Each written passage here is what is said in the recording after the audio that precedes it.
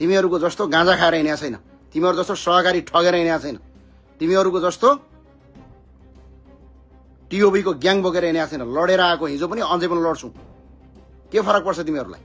तिमीहरूकै घन्टीलाई 421 भोटमा रोकेर आएको जुम्लाबाट। त्यो भएर स्पष्टका साथ बन, क्लियरका साथ बन। आयो अर्को हेर, यो एसएलसी फेल भन्दैछ। म 1 क्लास पढेको छैन, के गर्छस्? जनताले जिताएर पठायो, त वडा अध्यक्ष जितेर आइज न। त्यो भए हुनलाई अहिले पनि भन्छु म, तिमीहरूको औकात छैन। तिमीहरूको यदि हैसियत छ भने तिम्रो मालिकलाई, तिम्रो पार्टी सभापतिलाई, तिम्रो प्रधानमन्त्रीलाई, तिम्रो गृहमन्त्रीलाई संसदमा आएर ज्ञानेन्द्र साईले उठाएको प्रश्नको जवाफ दे भन्नुहोस्। हिम्मत छ भने ल सबैले आज लेख, ज्ञानेन्द्र साईले संसदमा प्रश्न उठायो, यसको जवाफ दे भन। छ जवाफ दिने हिम्मत छ? जवाफ दे भन। म जवाफ सुन्न तयार छु, तयार छु। चार्टर एकाउन्टेन्ट पढ्या हो केटा, त जस्तो बेल्चा हाने हो, पढ्या हो। म पढ्दै पढेको छैन ल, एक जिरो अक्षर पनि पढेको छैन। तर जनताले जिताएर पठाएको, जनताको प्रतिनिधि हो। तिम्रो घन्टेलाई 421 मा स्टप गरे हो जुम्लामा। कुरा गर्छु, जहाँ गयो हल्ला गरे छ, लफडा। ल हिम्मत छ? जापानमा छु म, जापानमा कति छौ सब जम्मा हो, भोलि विरोध गर्न आऊ। ल म फेस गर्छु। सक्छौ? छ तिम्रो दम? आज खै त तिम्रो खगेन्द्र सुनारलाई अगाडि राखेरै ठोकियो त। खै कहाँ थियो दम? छ तिमीहरूको? सामाजिक सञ्जालमा कराएको छ, मान्छेलाई तपाईँको भ्रमित पारेको छ, दुनियाँ गरेको छ। के छ? हेर आयो अर्को मेरो कथावाला। को आउँछ? वडा अध्यक्ष जितेर आवन, सहकारी ठगेर आएको होइन साथी, सिंहदरबार जलाएर आएको होइन, जनतासँग सङ्घर्ष गरेर आएको। दमका साथ भन्छु, यदि त्यो दम छ तिमीहरूसँग भने, अहिले पनि दम छ भने सिधै स्पष्ट कुराका साथमा भन्छु तिमीहरूलाई, दम छ भने तिम्रो अध्यक्षलाई, तिम्रो सभापतिलाई, तिम्रो गृहमन्त्रीलाई म सांसद हो, संसदमा जवाफ दे भन। छ दम? छ? ल जवाफ दे भन। त्यो भएन क्लियरका साथ भन्छु।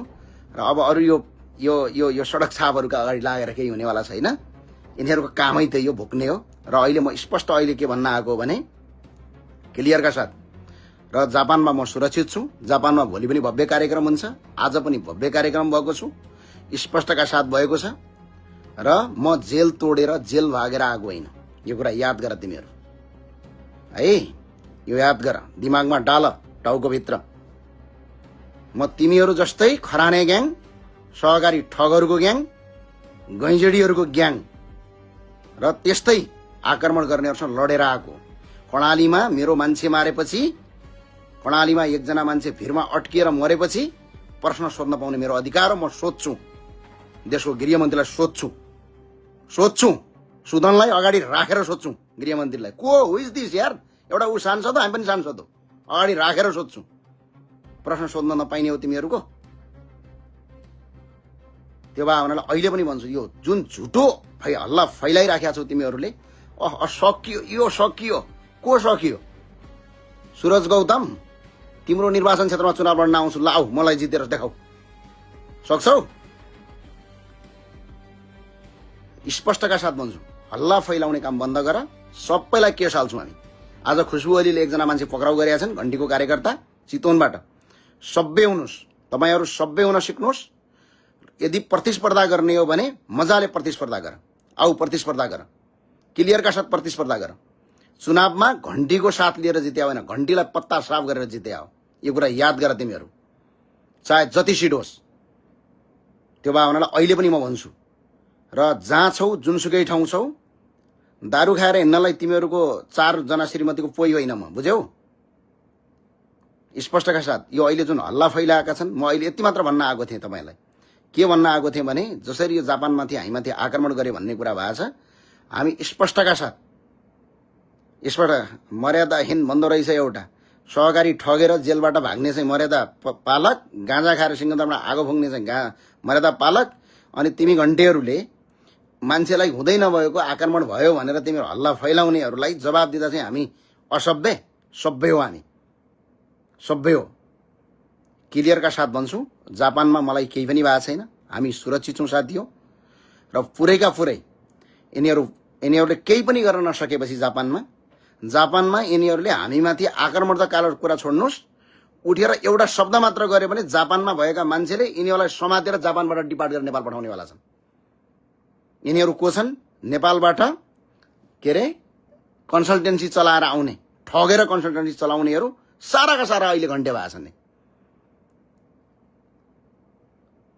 थाहा छैन को छन् अहिले? एकछिन हेर त, यी हिजो कोही एमाले थिए, कोही काङ्ग्रेस थिए, कोही माओवादी थिए, अहिले सबै तिनीहरू घन्टे भएको छन्। अब यही कुरा ज्ञानेन्द्र साईले बोलिहाल्छ कि भनेर जापानमा हल्ला फैलाएर ज्ञानेन्द्र साई जापान आउँदैछ विरोध गरौँ, ज्ञानेन्द्र साई जापान आउँदैछ रोकौँ भन्यौ, सकेनौ। आज खै त त्यत्रो नेपालीहरूको माझमा गएर, त्यत्रो साथीहरूको माझमा गएर खै कार्यक्रम गऱ्यौँ त। सबै तिमीहरू जस्तो छन् र? राजसभामा लागेको मान्छे पनि त असल मान्छे छन् त, यहाँ छैनन्? तिनीहरूले स्वागतै गरे त। त्यो भए हुनाले अहिले पनि भन्छु, यो जापानमा आक्रमण भयो, दुनियाँ भयो भनेर जो हल्ला फैलाइरहेछन् साथी, यो कुरा झुटो हो। म सुरक्षित छु, सभ्य छु र मैले स्पष्ट भन्छु, क्लियरका साथ भन्छु र अहिले पनि स्पष्टका साथ भन्छु, तथ्यहीन समाचार नबनाऊ। यदि सत्य समाचार छ भने समाचार बनाऊ। र सबै साथीहरूलाई भन्छु, यिनीहरूले संसदमा कालीकोटको मान्छे र मुगुको मान्छे, एकजना दलित परिवार, कालीकोटमा पनि दलित परिवारको मान्छे हो, तिरुवा बहिनी भिरमा अट्केर मरिन्, 5 घण्टासम्म उनको रगत बगेर मरिन्। ती बहिनीलाई उद्धार किन गरिनस् भनेर गृहमन्त्रीलाई सोद्धा यिनीहरू देशभरि तपाईँको झुटो समाचार फैलाइराखेका छन्। अर्को, मुगुको मान्छेलाई जलेर, गणेश नेपाली जलिसकेपछि प्रहरीसँग झगडा गरेर ऊ जलिसकेका छ र जलिसकेपछि प्रहरीले झ्यानीकुटी झैँ पारेर ल्यायो, एम्बुलेन्समा राखेन र किर्तिपुर अस्पतालमा उपचार गराउनुको सट्टा वीर अस्पतालमा उपचार गरायो। किर्तिपुर अस्पताल भनेको जलनका बिरामीलाई उपचार गर्ने ठाउँ हो। त्यहाँ उपचार नगराएर वीर अस्पतालमा उपचार गरेर त्यसको मृत्यु भयो। र त्यो मृत्यु किन भयो भनेर गृहमन्त्रीसँग एउटा जनप्रतिनिधिले प्रश्न गरेर माग्दाखेरि यिनीहरू कहिले मर्यो भने आज छ, कहिले आक्रमण गर्यो भने आज छ, कहिले जापान आउन दिन्न भने आज छ। खै त आज हजारौं नेपालीका अगाडि जापानमा, त्यो पनि तिमीहरूको घन्टीकै सांसद खगेन्द्र सुनार मान्यज्यूलाई अगाडि राखेरै आज आमसभा गरेर आइयो ल। र भोलि पनि गर्दैछौँ यहाँ नागासाकी भन्ने सहरमा। यहाँ कोही छौ भने आऊ ल, प्रश्न गर मसँग, म तयार छु, म रेडी छु। म प्रश्नसँग भाग्ने मान्छे होइन। म प्रश्नसँग भाग्नलाई तपाईँको सहकारी ठगेर आएको हो? म प्रश्नसँग भाग्नका लागि टिओबी ग्याङको सदस्य हो? म प्रश्नसँग भाग्नका लागि गजेडी ग्याङको सदस्य होइन। म प्रश्नसँग भाग्नका लागि खरानी ग्याङको मेम्बर होइन साथी हो, राष्ट्रवादी हो। छाती खोलेर लड्न सक्ने क्षमता राख्छौँ, लडेर आएको हिजो। तिमीहरू जस्ता त फेसबुकमा लेखेर के फरक पर्छ र? हामीले फिजिकल्ली रूपमा आक्रमण भोगेर लडेर आएको, त्यो भए हुनाले डराइँदैन, न चोर्नु, न बिराउनु, न केही गर्नु। त्यो भए हुनाले यो माथिको फोन नम्बरमा, यो फोन नम्बरवालाको केटाले यति भ्रम फैलाइराखेको छ, यो घन्टीको कार्यकर्ता रहेछ। अनि त्यस पछाडि अनि अर्को साथी जापानका 2-4 जना केटीहरू, यिनीहरूलाई सबैलाई म मुद्दा हाल्छु र नेपाल डिपार्ट पठाइदिन्छु। र जुन झुटो कुरा समाचार फैलाएका छौ, यहाँको सरकारले स्पष्ट भन्छ झुटो समाचार फैलाउन पाइँदैन। र स्पष्टका साथ भन्छु, म कर्णालीको जनप्रतिनिधि हो। कर्णालीको मान्छे मरेपछि गृहमन्त्रीसँग जवाफ माग्ने मेरो अधिकार हो। म अधिकार छ। गृहमन्त्री सुदन गुरुङले आफ्नो छानबिन आफै गरे हो कि होइन? दीपक भट्टजीसँग उहाँको नाम निक्ल्या हो कि होइन? उहाँले आफै छानबिन गरेर आफै लुकाएको हो कि भाइ? ल छ। त्यो भए हुनाले अहिले स्पष्ट भन्न चाहन्छु, यो झुटो समाचार नफैलाऊ। र अनि देश विदेशमा रहेका दाजुभाइ जति पनि मेरा शुभचिन्तकहरू हुनुहुन्छ, ती सबै शुभचिन्तकलाई म अपिल गर्न चाहन्छु, म सुरक्षित छु, मलाई केही पनि भएको छैन। हामी मजाले जापानमा कार्यक्रम गरिराखेका छौँ र अहिले यो समाचारमा म लाइभ आउनेवाला पनि थिइनँ। तर यिनीहरूले यतिसम्म तपाईँको झुटो समाचार फैलाए। घरबाट फोन गरेर मान्छेले भन्छ कि तपाईँलाई आक्रमण भयो भनेर घर परिवारलेसम्म चिन्ता गरिराखेको छ, होइन? दुलाल आरसी भने रोकाया छेत्री होला। रोकाया छेत्रीलाई बिचरा हाम्रो गाउँतिर के भन्छन् बिचरा? त्यो तिमीलाई भन्यो भने के भन्छ? भाषा भएन भन्छ। तिमीहरूलाई त भाषा, तिमीहरूलाई पनि भाषा चाहिन्छ र? तिमीहरूलाई पनि सभ्य छौ र? तिमीहरूसँग क्षमता छ र? ल, तिमीहरूले बोलेको कुरा, तिमीहरूले बनाएको भिडियो, तिमीहरूको घन्टीहरूको आमा र बाउका अगाडि र तिम्रा दिदीबहिनीका अगाडि सुन्न त एकछिन सक्छौ कसैले? सक्दैनौ। त्यो भए हुनाले स्पष्टका साथमा भन्छु, स्पष्टका साथ तिमीहरू पहिला सभ्य बन। स्पष्टका साथ भन्छु, म क्लियरका साथ।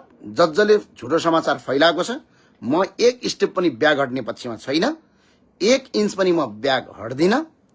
स्पष्टका साथ जसलाई सबैको फेसबुक स्क्रिनिङ गरेर जापानमा छौ भने पनि नेपाल डिफल्ट गराएर पठाउँछौ, दुबईमा छौ भने पनि त्यहाँ आएर मुद्दा हाल्छौ र तिमीहरूलाई त्यहीँबाट नेपाल पठाउँछौ, अमेरिकामा छौ भने पनि नेपाल डिपार्ट गर्छौ, अमेरिका मुद्दा लाग्छ र विश्वको कुनै पनि देशमा तिमीहरू जुनसुकै देशमा छौ मजाले त्यो